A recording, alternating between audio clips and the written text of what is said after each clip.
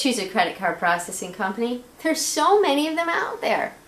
If you've read my blog before, then you already know that most of the credit card processing costs that you pay end up in the hands of the card issuing banks. Regardless of interchange that you pay, most of the money that you pay in credit card processing ends up in the hands of the card issuing banks. If you're real familiar with interchange, you'll follow this. If not, you might have to do a little research.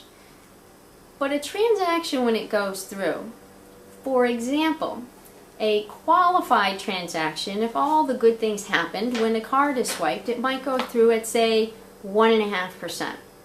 But if certain things weren't done quite right, or there's problems in programming, this and that, there's a lot of things that could happen, the same transaction could end up at 2.25%.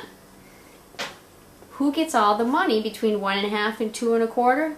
The card issuing bank. It's pure profit for them. So this is one of the ways that banks do have a conflict in helping you achieve the lowest levels of interchange possible. Now, I'm not saying that all banks will not help you qualify for interchange, but I am saying if you go to a bank, you better be sure you have a good relationship with the person who's signing you up for the account to make sure that they also are going to help you manage on a monthly basis that you are achieving the lowest levels of interchange.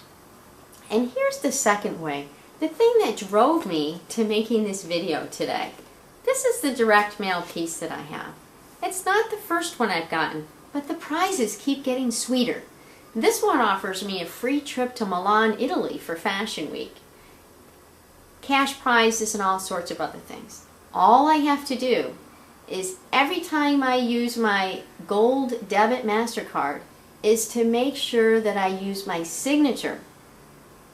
If I put in my PIN number, the transaction is ineligible for the contest. Now, for those of you who are familiar with the debit system, if you use a signature debit, it's going to cost you a percentage of the transaction. But if somebody puts in their PIN number and you have a PIN-based debit pricing plan, then you would only pay pennies on the transaction. You would not pay a percentage of the transaction.